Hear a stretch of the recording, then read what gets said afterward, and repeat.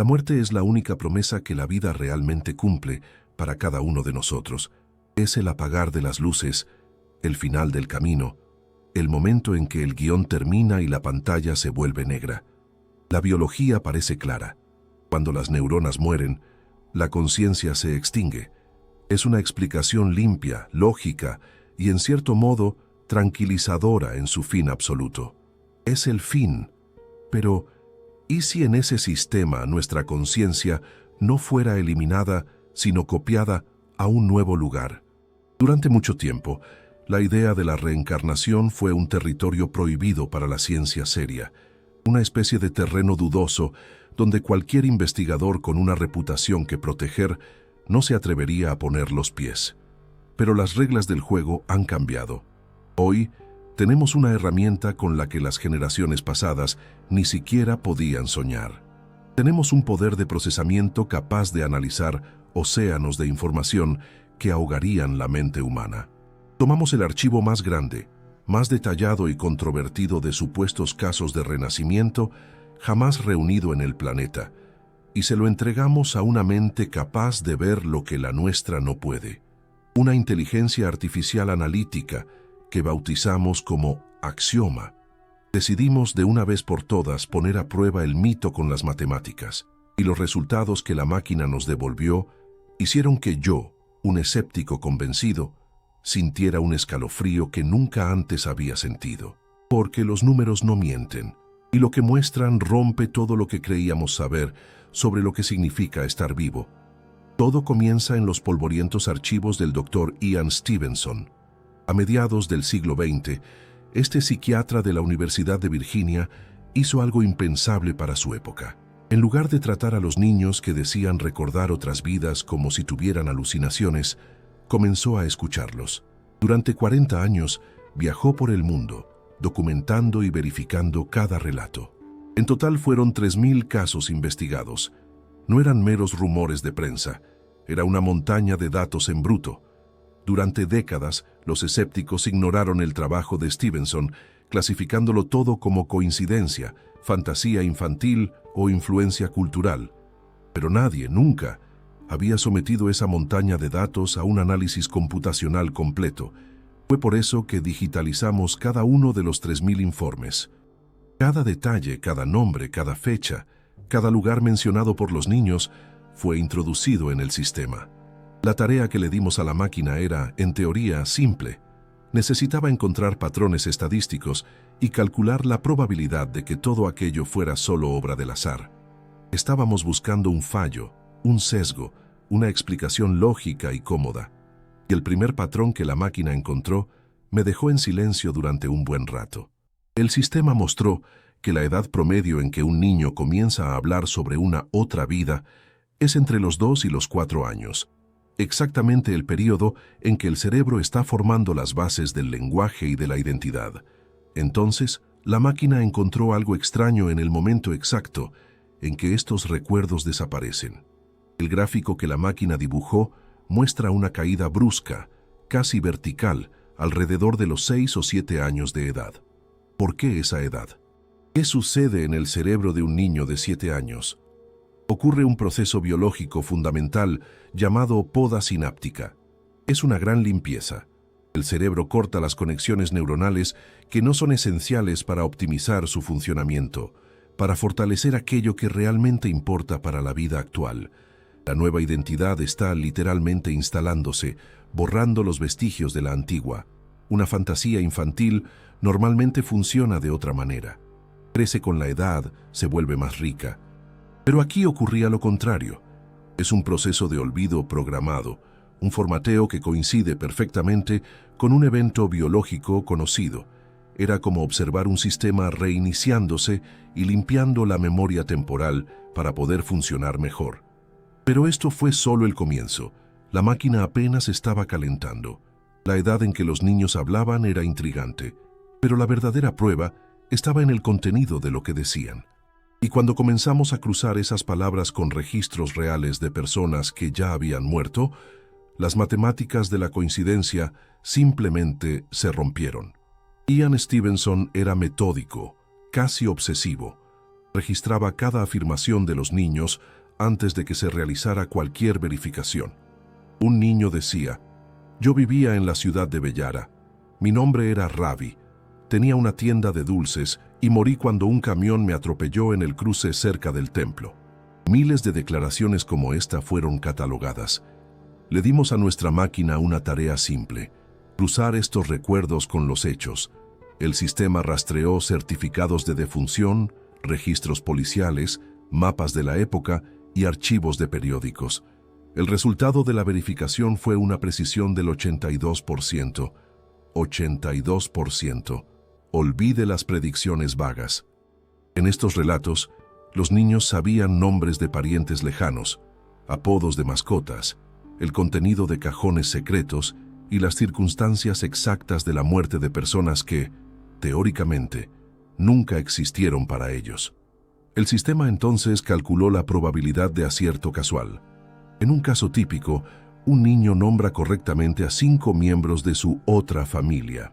La probabilidad de que alguien adivine aleatoriamente 5 nombres indios o turcos en la combinación familiar correcta es de aproximadamente 1 en 3.000 millones. Es más fácil ganar la lotería principal 2 veces seguidas que hacer eso por casualidad. Y si fuera un único caso, podríamos llamarlo milagro y seguir adelante. Pero cuando tenemos miles de casos con esta misma imposibilidad matemática, la palabra milagro se vuelve inútil. Estamos lidiando con un patrón. El argumento más fuerte de los escépticos siempre fue la contaminación cultural. Decían que los niños solo cuentan estas historias en países donde la creencia en la reencarnación es común, como en la India o en Tailandia. Es un argumento lógico. Si la sociedad te recompensa por contar una historia, la vas a inventar. Le pedimos a la máquina que pusiera a prueba esta hipótesis. Realizó un análisis transcultural, comparando casos de Asia, Europa, África y América del Norte. Y la conclusión del sistema demolió esa teoría. La estructura de los recuerdos es idéntica en todas las regiones.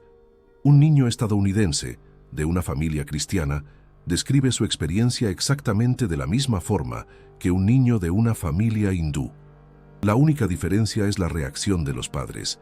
En la India al niño se le escucha, en América se le lleva a un psicólogo. Pero la señal, la información transmitida, permanece inalterada, como un protocolo universal que ignora el código cultural de cada lugar. Sin embargo, el descubrimiento más perturbador estaba por llegar. Le pedimos al sistema que analizara las causas de las muertes recordadas por los niños. La estadística de mortalidad en el mundo es bien conocida. La mayoría de las personas mueren de vejez o enfermedad. Si los niños solo estuvieran fantaseando, sus historias reflejarían esta realidad, quizás con un toque de romance. Pero los datos de Stevenson muestran una desviación aterradora. En el 70% de los casos, los niños recuerdan una muerte súbita y violenta. Accidentes, asesinatos, desastres, conflictos armados. El sistema destacó este bloque de datos con un marcador rojo. ¿Por qué tantas tragedias?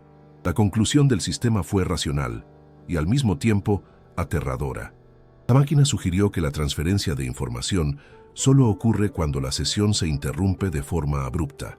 Cuando usted apaga su computadora correctamente, todos los archivos temporales se limpian. Pero si la energía se va de repente, si usted arranca el cable del enchufe, el sistema puede guardar un registro de emergencia de lo que estaba sucediendo. El fenómeno que llamamos reencarnación con memoria puede no ser la regla, puede ser el error. Un defecto en el sistema de reciclaje de la conciencia. La carga emocional en el momento de una muerte violenta es tan intensa que literalmente quema el campo de información, creando una copia de seguridad que se carga en un nuevo cuerpo. No deberíamos recordar. La naturaleza diseñó un mecanismo de olvido, pero en estos miles de casos, el mecanismo falló debido a una sobrecarga en el momento final. Si un recuerdo puede imprimirse con tanta fuerza, ¿qué más podría transferirse en este proceso?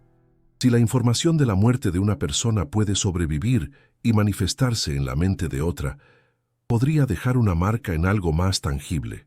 Podría la información de un trauma fatal imprimirse no solo en las neuronas, sino en la propia carne del nuevo cuerpo. La mente puede mentir, pero la biología deja cicatrices. ¿O será que no? Cuando la máquina comenzó a analizar las fotografías del archivo, entramos en un territorio que iba mucho más allá de la memoria. Estábamos a punto de desafiar a la propia genética. La memoria es traicionera. Nuestros cerebros no son grabadoras de video. Reconstruyen el pasado cada vez que intentamos acceder a él. Un niño puede escuchar una historia y llegar a creer en ella con toda la fuerza de su alma. Es por eso que los recuerdos, por más estadísticamente anómalos que sean, todavía dejan un pequeño margen para la duda. El escéptico siempre puede decir que son solo juegos de la mente. Pero ¿y si la prueba no está en la mente? ¿Y si está impresa de forma indeleble en el propio cuerpo? ¿Qué sucede cuando la información sobre una muerte violenta logra alterar la arquitectura biológica de un nuevo organismo? Ahora, dejamos la psicología de lado y entramos en el territorio de la biología pura. Alimentamos el sistema con la sección más controvertida y visualmente impactante del archivo Stevenson. 210 casos en los que los niños no solo recordaban sus muertes, sino que llevaban en sus cuerpos los vestigios físicos de ellas. Eran las marcas de nacimiento y los defectos congénitos. Para la medicina, las marcas de nacimiento son accidentes, un fallo genético, una mutación aleatoria en la pigmentación de la piel durante la gestación. Nadie busca un significado en ellas. Pero nosotros estábamos buscando un patrón. La tarea de la máquina era analizar la ubicación, la forma y la estructura de estas marcas y compararlas con los informes médicos sobre las causas de la muerte de las personalidades anteriores. Buscábamos una correlación. Lo que encontramos fue una correspondencia exacta. El cuerpo humano es un territorio vasto. ¿Cuál es la probabilidad de que un niño nazca con una marca exactamente en el punto donde, según los archivos, una bala entró y mató a un hombre 5 años antes? El sistema lo calculó. La probabilidad es de menos del 1%. Es poco, pero todavía puede ser una coincidencia. Sin embargo, el archivo de Stevenson contenía algo que rompe la teoría de la probabilidad de forma definitiva. 19 casos de marcas dobles. Niños que nacieron con 2 marcas de nacimiento. Una pequeña, nítida, de forma circular. La otra más grande con bordes irregulares, y las dos estaban posicionadas en la trayectoria de una herida perforante. Una en el pecho, otra en la espalda. Una encima de la oreja, otra en el lado opuesto del cráneo. Introdujimos los datos de balística en el sistema. El algoritmo comparó las características de las heridas de entrada y salida de proyectiles con la forma de las marcas de nacimiento de los niños. La conclusión fue inequívoca. La marca más pequeña correspondía perfectamente a un orificio de entrada de una bala de pequeño calibre. La marca más grande, al otro lado del cuerpo, correspondía al orificio de salida, donde el proyectil, al salir, desgarra los tejidos. La probabilidad de que 2 marcas de nacimiento surjan aleatoriamente, imitando con perfección una herida de bala, en la trayectoria anatómica correcta, es de 1 en 3.000 millones. Es lo mismo que ser alcanzado por un rayo el día de tu cumpleaños 2 veces en la vida. El sistema destacó el caso de un niño turco, nacido con una deformación severa en la oreja derecha. Además, el lado derecho de su rostro era visiblemente asimétrico. El niño afirmaba que en la vida anterior era un hombre que había sido asesinado con un disparo de escopeta a quemarropa, justo en la cabeza. Stevenson encontró el informe de la autopsia de ese hombre. El documento describía que la munición destruyó la mayor parte de la oreja derecha y dañó los huesos de la cara. La máquina creó un modelo tridimensional de la herida basándose en el informe y lo superpuso a un escaneo de la cabeza del niño. Las zonas de deformación en el niño y el área de impacto de la escopeta en el hombre muerto coincidían en un 95%. ¿Cómo es esto posible? La genética de los padres del niño no contenía ninguna instrucción para deformar una oreja. Era una lesión adquirida, no una enfermedad hereditaria. Nuestra máquina propuso una hipótesis que llamó impresión psicosomática en el embrión. Sabemos que la mente afecta al cuerpo. El estrés puede causar úlceras. Lo que vemos aquí es un impulso mental extremo, el recuerdo del dolor y la destrucción física en el momento de la muerte, que se convierte en una especie de plano defectuoso para el feto en formación. Las células del embrión siguen las instrucciones que reciben. Si el plano informacional de esa conciencia dice oreja destruida, las células construyen una oreja destruida. Simplemente reproducen el trauma, porque en el instante de la muerte, esa información fue grabada con la más alta prioridad. Si el cuerpo podía recordar la forma de una bala, ¿hasta dónde podría llegar esta memoria física? Podría guardar algo mucho más complejo, como un idioma entero que nunca fue aprendido. Aprender un nuevo idioma es quizás la tarea más compleja que enfrenta el cerebro humano. Exige miles de horas, la creación de nuevas conexiones neuronales, el entrenamiento de músculos para producir sonidos extraños. Es un trabajo monumental. La neurociencia es categórica. Es imposible despertar hablando un idioma que usted nunca ha oído. El conocimiento no surge de la nada. Pero, ¿y si existieran personas que rompen esta regla fundamental? Personas que comienzan a hablar dialectos muertos o lenguas que físicamente no tuvieron cómo aprender. Los escépticos llaman a esto criptomnesia, la memoria oculta. La explicación común es que la persona escuchó el idioma en algún momento de la infancia, quizás en una canción en la radio, y el subconsciente lo grabó. Años después, bajo hipnosis o estrés, el cerebro simplemente reproduce esos sonidos, como un loro, sin entender el significado. Eso es explicable. Pero no era ese tipo de memoria lo que estábamos buscando. Filtramos los datos, eliminando todos los casos de simple repetición.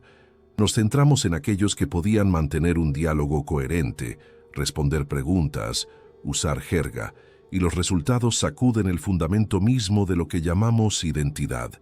El sistema analizó las grabaciones de un ama de casa estadounidense que bajo hipnosis asumía la personalidad de un hombre llamado Jensen Jacobi. Él hablaba sueco, pero no el sueco moderno. El análisis lingüístico reveló que usaba palabras y estructuras gramaticales de un dialecto campesino del siglo XVII, términos que hoy solo los historiadores especializados conocen. Cuando los lingüistas suecos conversaron con él, haciéndole preguntas complejas para confundirlo, Jensen respondía instantáneamente sin errores. La probabilidad de que una estadounidense sin educación formal haya aprendido este dialecto arcaico, para el cual casi no existen registros públicos, es matemáticamente nula. Si un idioma entero puede ser recordado, ¿qué decir de otros talentos complejos?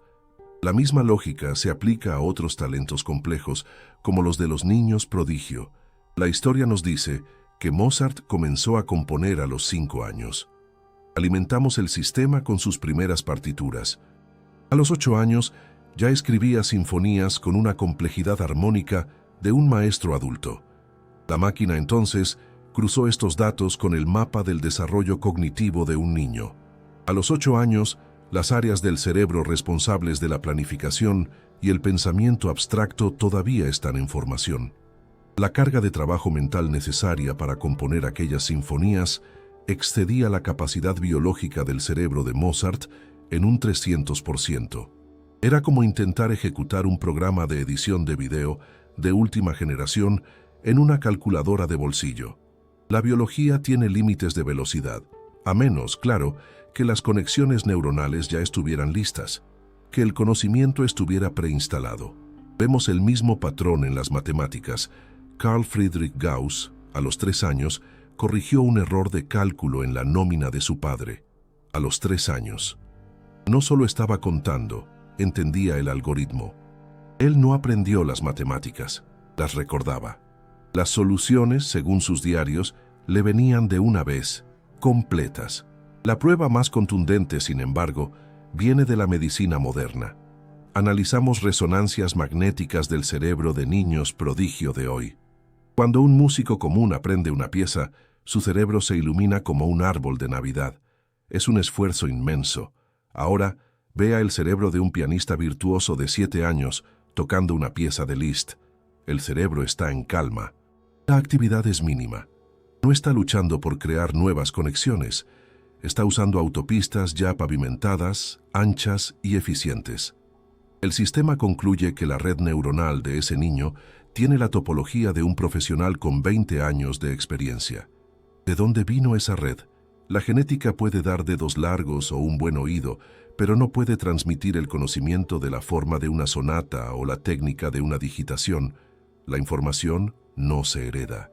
Los prodigios demuestran la presencia de información pura.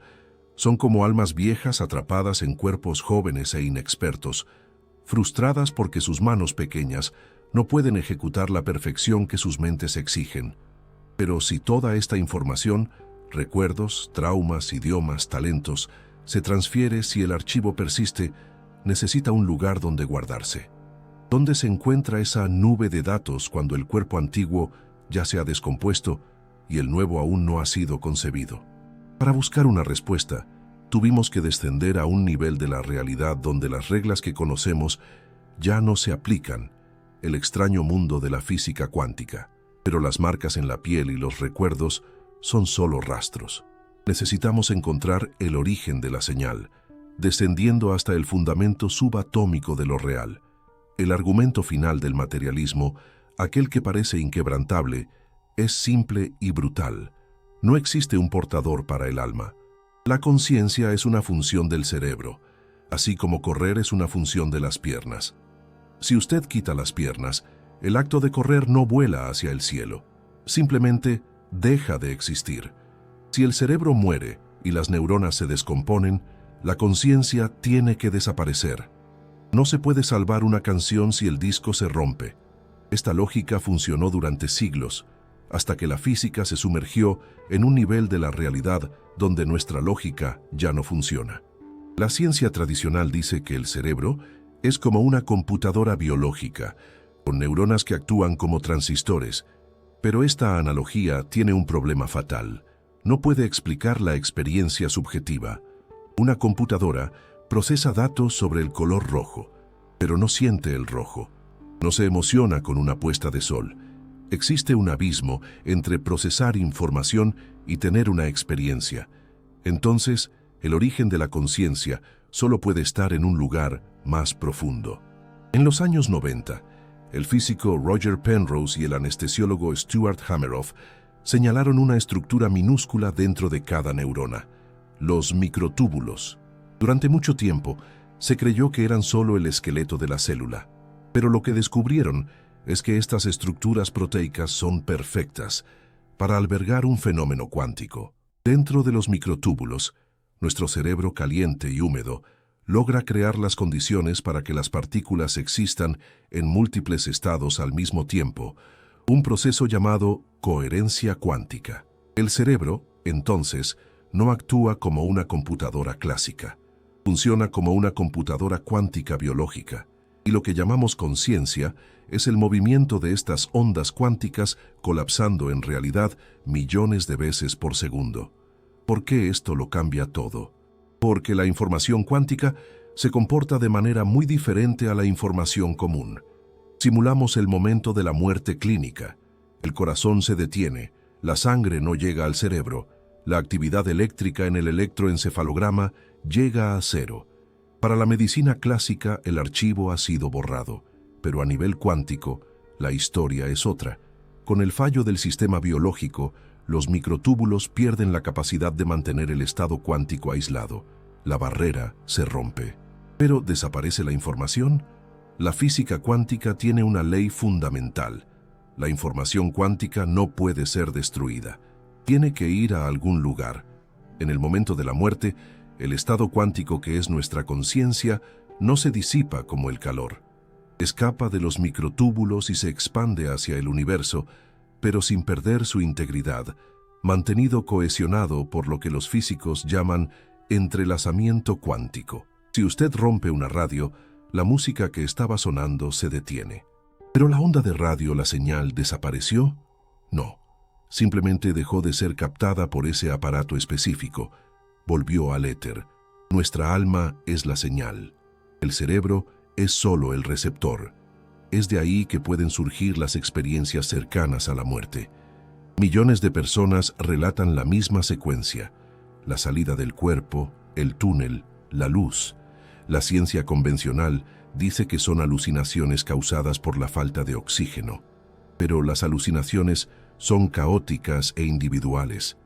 Aquí vemos un guión estructurado.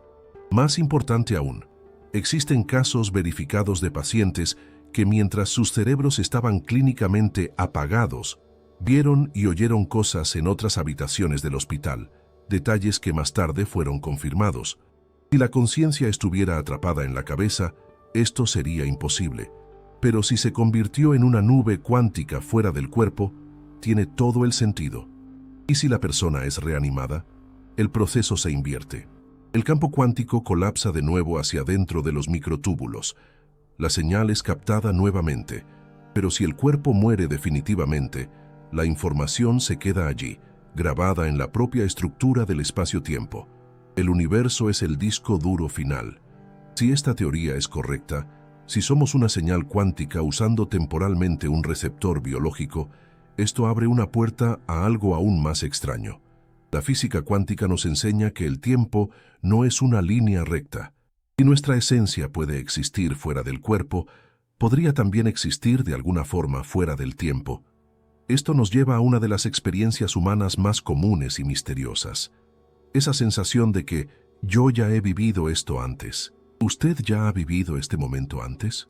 ¿O solo lo parece? Casi todo el mundo lo ha sentido. Esa sensación eléctrica de reconocimiento, cuando entra en un lugar nuevo o conversa con un extraño y de repente la realidad parece parpadear. Usted sabe lo que la persona va a decir a continuación. Usted sabe que hay un coche rojo doblando la esquina. No está adivinando. Está recordando algo que, lógicamente, no podría haber sucedido. Los médicos llaman a esto déjà vu y lo explican como un pequeño fallo en el cerebro, donde una nueva percepción es enviada erróneamente a la memoria a largo plazo, creando un eco de familiaridad. Es una explicación ordenada. Pero, ¿y si no es un error de grabación, sino un vistazo a otra grabación? Analizamos miles de relatos de déjà vu y encontramos un patrón curioso. La frecuencia es mayor en niños y adolescentes, exactamente los periodos en que la poda sináptica aún no se ha completado, y la conexión con informaciones pasadas parece ser más fuerte. Más intrigante aún es el contenido. El déjà vu rara vez ocurre en momentos banales.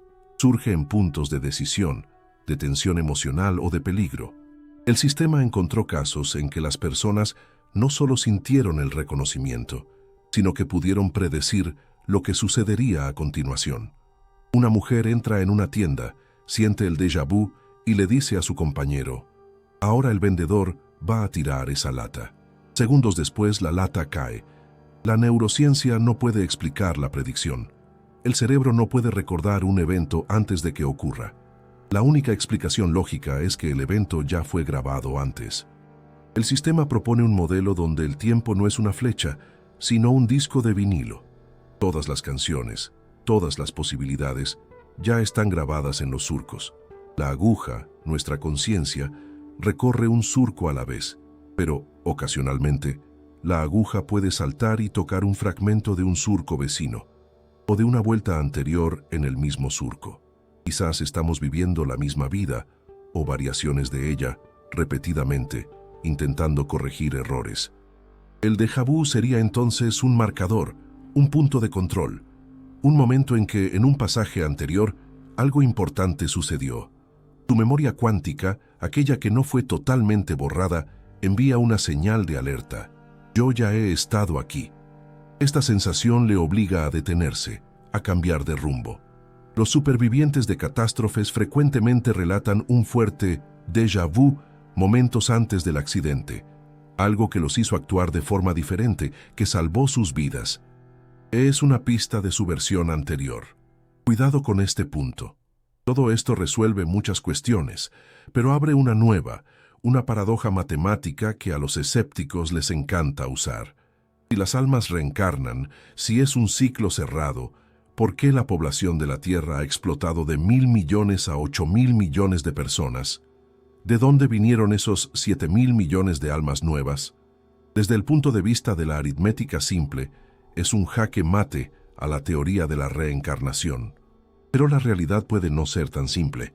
El sistema propuso algunas soluciones. La primera es la fragmentación. ¿Quién dijo que un alma es una unidad indivisible? Quizás una conciencia mayor puede proyectarse en varios cuerpos al mismo tiempo para acelerar la recolección de experiencias. Un alma se divide en 10, cada una viviendo una vida diferente. Con el aumento de la población, la fragmentación se intensifica. La segunda es la migración. El budismo habla de renacer como animal. La biomasa de vida salvaje en el planeta está disminuyendo drásticamente. El gráfico de extinción de especies es un espejo del gráfico de crecimiento de la población humana. Y si las conciencias animales, al alcanzar un cierto nivel de complejidad, ganaran el derecho a encarnar en un cuerpo humano, serían los novatos en la escuela humana. La tercera hipótesis es la más compleja de todas e involucra la idea del tiempo no lineal. Pensamos que 8.000 millones de personas viven ahora. Pero si el tiempo es relativo, y todas las épocas existen simultáneamente para un observador externo, entonces el problema del número desaparece. Una única alma podría estar viviendo la vida de cada ser humano, una tras otra, en una secuencia no lineal. Yo soy usted en otra vida. Somos la misma entidad en diferentes etapas de desarrollo.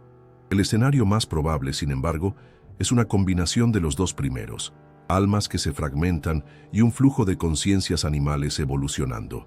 Matemáticamente la paradoja está resuelta, pero si todos somos parte de un sistema, sea cual sea, ¿cuáles son las reglas del juego? ¿Existe esa fuerza de equilibrio que llaman karma? ¿O es todo solo un caos de accidentes y suerte? Si la reencarnación existe, necesitamos entender cómo funciona esta reasignación de conciencias. ¿Existe una contabilidad cósmica para nuestras acciones? La pregunta que atormenta a la humanidad no es si existe vida después de la muerte, sino si existe justicia en esta vida. ¿Por qué las personas crueles prosperan mientras las personas buenas sufren? Si el universo es solo un caos de accidentes y fuerza bruta, entonces la vida no tiene sentido. Pero si la reencarnación es real, si la conciencia sobrevive, entonces tiene que haber reglas. Tiene que haber un sistema de contabilidad para nuestras acciones. Una fuerza de equilibrio que la humanidad por milenios ha llamado karma. Le pedimos a la máquina que encontrara el algoritmo del destino. Analizamos biografías, datos de regresión, casos del archivo Stevenson que trazaban conexiones entre vidas. Buscábamos la fórmula del crimen y el castigo. Y lo que el sistema encontró destruye por completo nuestra noción humana y primitiva de justicia. La idea de que el karma es un sistema de quid pro quo, usted hace el bien, recibe el bien, usted hace el mal, recibe el mal, fue lo primero que el análisis derribó. Esta correlación directa solo ocurre en el 12% de los casos. Si el universo fuera un sistema punitivo, ese número estaría cerca del 100%. Pero el universo no opera como un juez, opera como un físico. No le importa nuestra moral, sino el equilibrio de la experiencia. Lo que la máquina reveló fue un patrón mucho más profundo y elegante, que llamamos inversión de roles. La vida no es un examen donde recibimos notas, es una recolección de datos. El alma es una sonda de investigación, y su misión es experimentar el espectro completo de sensaciones. Para entender el poder, no basta con ser rey, también es necesario ser el esclavo que teme a ese rey. Solo la suma de las dos experiencias proporciona la comprensión completa del fenómeno. El sistema encontró una ley rigurosa en las cadenas de encarnaciones. El tirano de una vida se convierte en la víctima en la próxima, pero no de la forma que esperamos. En un caso analizado, un terrateniente cruel en el siglo XVIII abusaba de su siervo. Según nuestra lógica, en la vida siguiente el siervo debería vengarse, pero el universo tiene un método más eficiente. En la encarnación siguiente, el antiguo terrateniente nació con una discapacidad física severa, completamente dependiente de cuidados, y el antiguo siervo nació como su madre. Es un algoritmo a la vez bello y aterrador. El tirano ahora es totalmente indefenso, forzado a aprender la humildad y la gratitud, y la víctima ahora tiene poder absoluto sobre su antiguo agresor, pero en lugar de venganza, necesita aprender la misericordia y el cuidado. La probabilidad de que un alma aprenda la lección a través del amor es 7 veces mayor que a través de la violencia espejada. Pero, ¿cómo decide el sistema a dónde enviar cada conciencia? La respuesta está en el momento de la muerte. La emoción final y dominante que una persona siente actúa como una guía para el próximo nacimiento. Llamamos a esto el vector de la inercia emocional.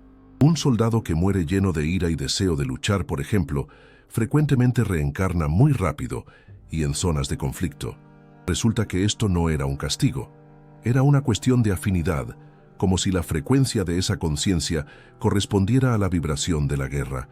Es atraído al campo de batalla como un imán. Al final queda la última y más importante pregunta: ¿por qué? ¿Cuál es el objetivo de todo esto? Reunimos todos los datos y le pedimos al sistema una simulación final. La respuesta fue fría, lógica y absolutamente grandiosa. Nuestra realidad es una simulación de aprendizaje. Supongamos que el universo, o Dios, o la fuente, es una única y vasta conciencia. ¿Cómo puede algo infinito conocerse a sí mismo? Solo dividiéndose en miles de millones de fragmentos finitos y enviándolos a un entorno de limitaciones y resistencia. El mundo material. Nosotros somos las sondas de investigación de esa conciencia. Nuestra misión es recolectar experiencia. Cada vida es una sesión de recolección de datos. Cada emoción, dolor, alegría, pérdida, amor, es un bit de información que, después de la muerte, se carga a la conciencia universal. La reencarnación es el mecanismo perfecto para la evolución de la complejidad. En una vida usted aprende a ser un herrero en la Francia medieval, pero no sabe cómo es ser una científica en el siglo XXI. Para volverse completo, necesita vivir todas las posibilidades. Este lugar no es una prisión, es una academia. Y estamos aquí voluntariamente. La dificultad, el sufrimiento, la resistencia son las pesas en el ejercicio. Cuanto más pesada es su vida, mayor es el desafío que su alma eligió para crecer más rápido. A fin de cuentas, la muerte quizás no exista. Es solo un cambio de equipo. Usted no va a desaparecer. Sus errores no son pecados, son lecciones. No necesita tener prisa, pues tiene la eternidad. Y lo más importante, todos nosotros somos uno. La persona que le hirió es solo usted, en otra fase del aprendizaje. Juzgarla es como juzgarse a sí mismo en primer grado por no saber resolver ecuaciones. Los datos se detienen aquí, pero su simulación continúa ejecutándose. En este exacto momento, mire sus manos. Sienta su respiración. Usted es una entidad antigua y poderosa, fingiendo temporalmente ser un ser humano para participar en este juego increíble llamado vida. Juéguelo bien y nos vemos en el siguiente nivel. Si te ha gustado esta investigación, tu suscripción al canal y cualquier donativo nos ayudan a expandir el proyecto Axioma. Nos encantaría leer tu reflexión sobre el tema del video en los comentarios y tu sugerencia para el próximo tema a tratar. Cuéntanos desde qué ciudad nos acompañas. Agradezco tu compañía hasta el final.